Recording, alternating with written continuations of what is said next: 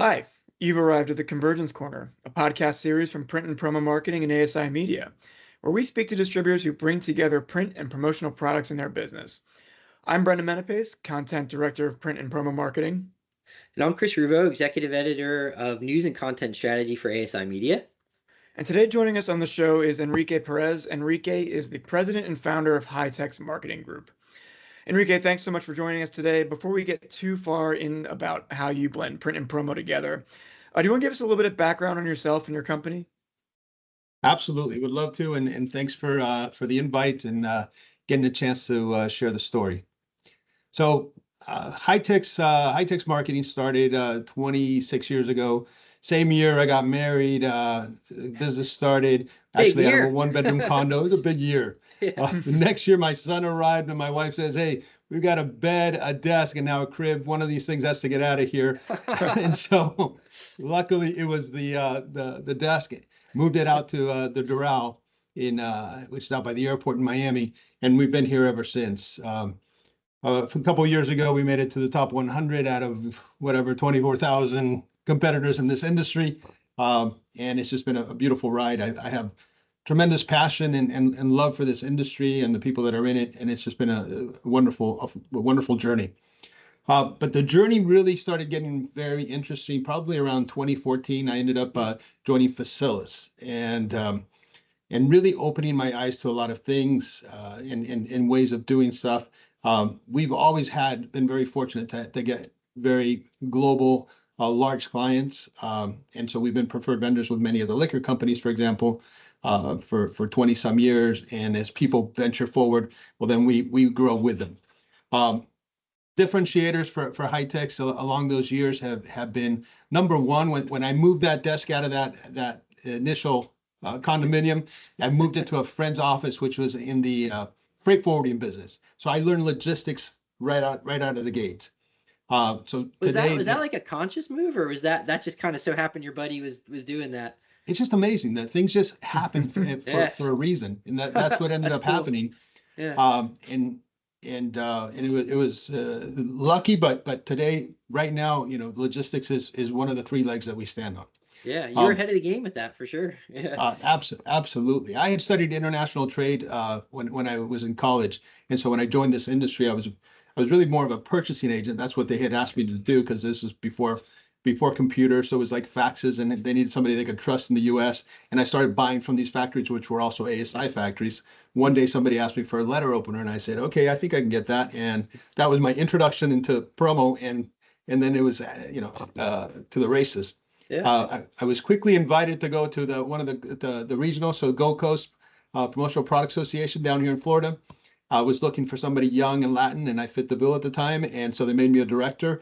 First year into the industry, and that was another godsend, because I learned so much about the industry. They were sending me to educations and rack meetings and just meeting like such interesting people in our industry, and so that's how I got to learn a lot of this. So as I said, so the first thing I learned was logistics. The second thing, though, was art. And so here I am, not really having done art ever in my life, and I'm, like most of us, we get to work on Photoshop and then hopefully Illustrator and so forth. And then we get to hire a graphic artist who really know what they're doing. So our art department now is actually 12 strong. We just hired two more people. So I've got like one for one with our sales reps. We've got them all over. So right now I have 3 here in Miami. Okay. There's three artists in Philippines. Mm-hmm. We've got 2 in Argentina, 1 in Costa Rica, and 1 in Mexico. Wow. Okay. And they're just amazing, and they work as a team. We have a creative director here sitting in Miami, and also a coordinator who kind of coordinates everybody's work. But there's tons of sharing and just feeding off of each other, and they're 100% Hitex and 100% promo and print now. And so that's our second leg in how we differentiate, which is our graphics, and we go to market in a very different way. It's all about brand continuity, brand messaging. And so having a great art department really helps us. And the third leg that we stand on is really that those relationships, and whether the relationships are here in the U.S. Or they're abroad, we're able to go ahead and produce from the design to the production just as easily in the U.S. as we can overseas. And so, which is really helpful today, this week, especially with all the tariffs going on. We'll avoid that one for today. Yeah, that'll be another podcast. We take a pretty big detour there. Yeah, but those are really the three things that I think differentiate Hitex. And really, we've kind of grown into everything, as you know, like with logistics, for example, and I'll just touch on it. Like 3 or 4 years ago, we were doing so much logistics. A lot of our clients are foreign to foreign. So we went out and I asked everyone at my office, hey, who's your favorite freight forwarder here in Miami? Everybody said the same guy. So we went out, we hired him, brought him in-house and created HTX Logistics, which is now our in-house logistics company. And likewise, you know, and it's all from being really kind of pushed forward to be better by our clients. And that's really how we got into print as well. You know, we were doing a lot with the liquor companies, and we it was very obvious to us that we needed to get into the packaging. And so we got into packaging, and really with the artists that we had at the time, we were able to design amazing packs instead of having just like your regular box with, you know, whatever the gift inside. We made it more interactive. Was there one, I'm sorry, was that, because I wanted to stop you there because that was interesting on the print for our purpose in particular, because we're interested, because Brendan was telling me before we got on that, was it one customer that kind of like came to you with like a big need, or was it like a bunch at once, or like what like was that watershed moment when print came into be for you guys, so to speak? I would have to say, really, it was one customer in particular that we saw the volume and said, you know, we really got to get into this, or we're going to miss the boat. That one customer consistently still pushes us forward. So that customer for us was Diageo. And so it was like Johnny Walker was one of those main projects, the first projects, and they were looking for a box, and they were going to give something away with it. And so we created a box, and it worked. Everything was fine. We just knew, and I was seeing stuff that was coming out of like South Africa at the time, and in Europe, and I'm going, wow, we got to get to that level. I mean, since we've surpassed that level, but it's not just because of us. It's because working in tandem with the clients, sustainability has become so important for them, and then therefore for us as well. So from one year to the next, we went from, hey, can we get rid of this clam pack? And we don't want to have any plastic. Okay, of course. And then the next move was, hey, can we get rid of these super crazy inks that you're using that make it, you know, like I can't recycle this box anymore. Okay, yeah, no problem. So we changed the inks, and then we got more creative, and we said, hey, how about the footprint? Can we make these boxes smaller? What about getting rid of the box completely? And we did, and we started boxing up just the gift and finding a way for it to attach to a bottle. And then now we're to the point where, you know, we don't need to have the box at all. We created the gift to become the box. Oh, wow. And we're making those gifts out of sustainable materials. Like we just did one for a whiskey for Diageo, also Old Par. And the bucket is made out of 30% wheat. So cool. Always just trying to get better. And that same bucket is really kind of cool because the way that they designed it, some of our markets have 750s or some have 1 liter bottles. It's just one little insert that's also made out of wheat that either flips over. And so the box, I mean, the bottle now just ships in that box in the ice bucket without a need for a box. And then that goes in the shipper carton and it gets to the shelves just that way. So really, I was going to say, can you think of a particular case study that hones in on this mix of print and promo and is especially creative, but I think that kind of hits the nail on the head. What really stands out is that for that case study is one of your best, would you say?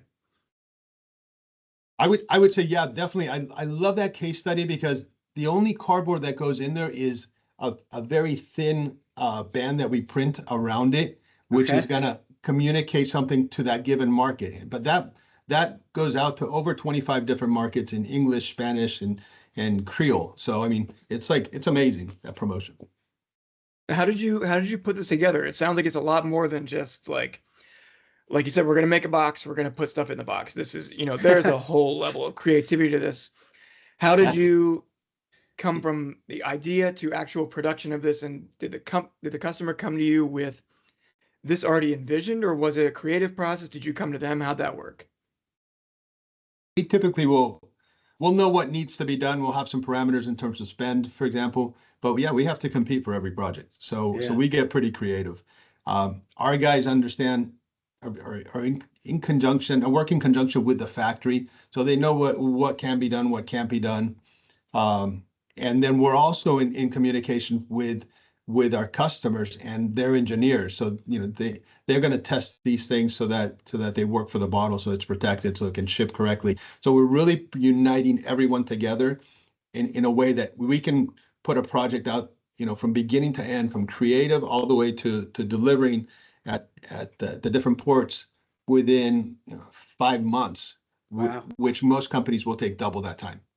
This is probably a dumb question, but you're building all this from scratch, I assume, right? Like this is Yes. I mean, there's no stock being pulled here for this, is there? Or, No, there's no stock whatsoever. yeah. No. So what's sorry, go ahead. And I'm sorry, there are projects where we use stock products.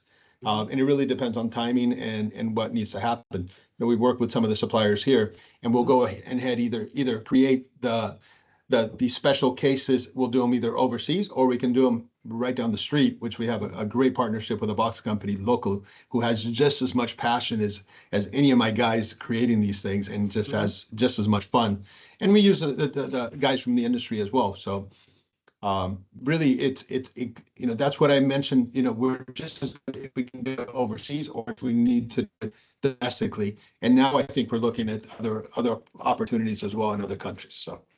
Very Yeah, cool. I was going to ask, when you guys transitioned into doing more print, was there a real investment necessary in any equipment or more personnel? You mentioned adding the graphic artists and stuff, but anything else you needed to add when you? Yeah, I think more than equipment for us, because we're really more on the agency side, is adding the right people. And so we have added graphic artists that are at a different level, where they'll create the CADs that and work right alongside the factory, for example.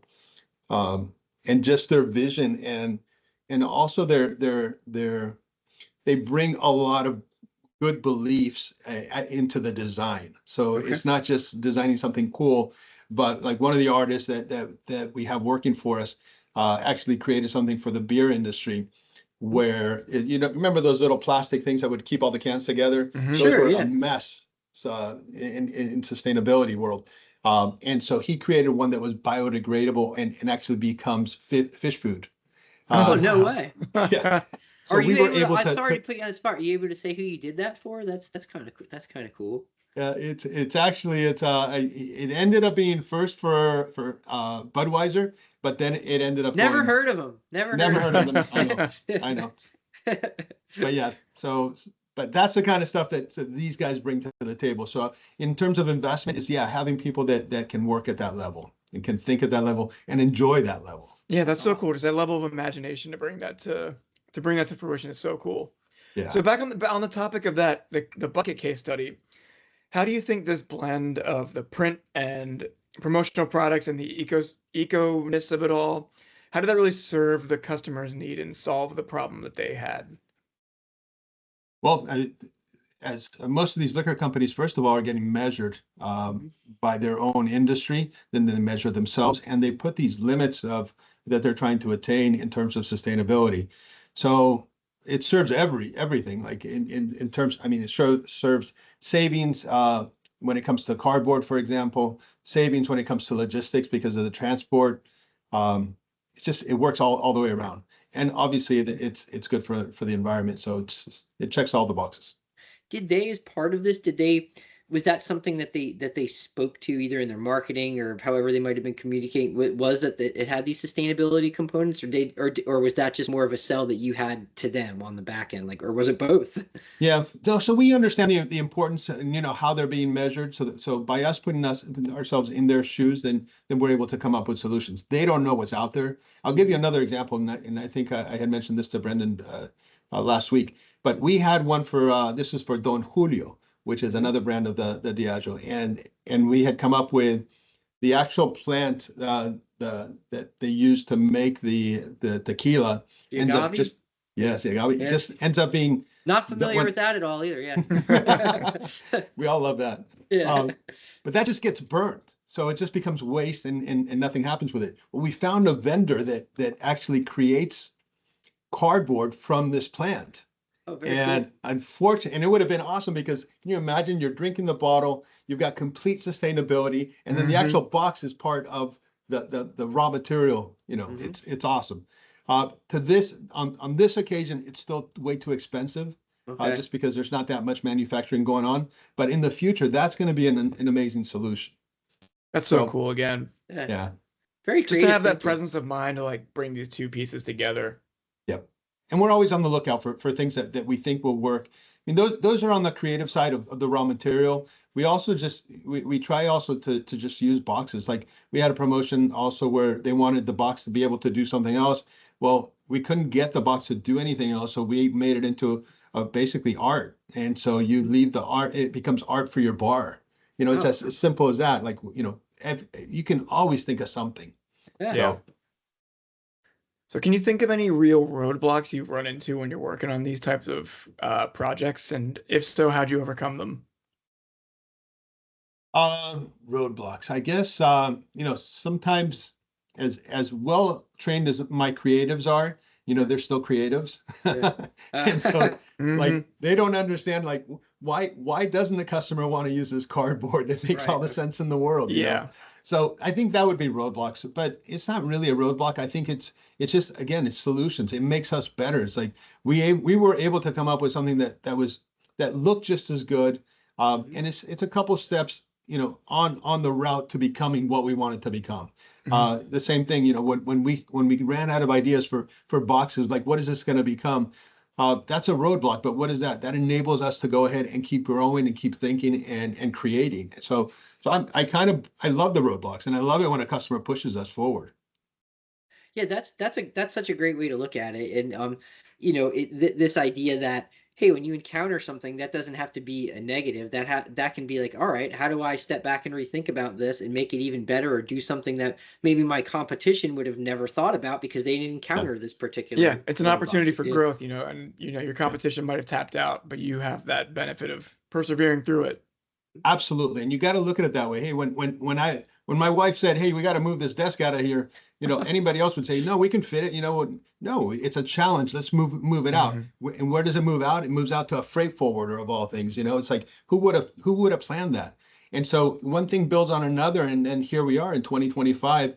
And who knows? And again, I don't want to bring up the tariffs talk, but here we are. Where a lot of our things are being produced in the Orient. Now let's get creative. What are we going to do about this? Yeah. And so I think there's always opportunity in that. And print and promo I think it's something that go together. I don't know why it has taken us so long to understand that and to envision it. And pretty much everything that we do now there's no borders. So it's all open. Very Absolutely. cool. So for a distributor who's seeing what you're doing with these liquor brands and thinks they want to do something similar to that, what's your biggest piece of advice? Um, I think surround yourself with creativity, people that are thinking outside the box, literally. And it could be for liquor companies, or it could be for any of your customers. Think about how you're gifting, how you're packaging everything. It's not just about making it look pretty. It's let's get useful, and your customers will be surprised and they'll be grateful. And the packaging, I think you said this earlier in a slightly different way, but it was the packaging is the product too, right? Mhm. Right. That's Yes. that's very much all part. It's not an afterthought. It's not just something to put something in. It's a vehicle for that brand in a very big way. Sometimes it is the centerpiece. Absolutely. And just think about when you get a gift, or the first thing you do is you look at how's it packed. Yeah. And so it's Yeah, the same thing. absolutely. Well, Enrique, thanks so much for this. Really cool to hear about. Like, I love the creativity behind all these. Chris, you have anything else? Yeah, I'll just say I hope that everyone would take away not only some of the advice Enrique had, but like some of the positive outlook too on like on just roadblocks and hey, that's an opportunity for creativity, and when challenges arise, it's actually a chance to maybe go in a different direction you would have never thought of before, and it might actually lead you to a much cooler place than you ever would have been if you stayed on that same road. So that's my reflection for the day, Brent. Absolutely. Thank you, Well, guys. I again, really appreciate it. yeah, Thank thank you so you. much for joining us today. And once again, for Convergence Corner, I am Brendan Menapace. Thanks for watching. Thanks. Thank you.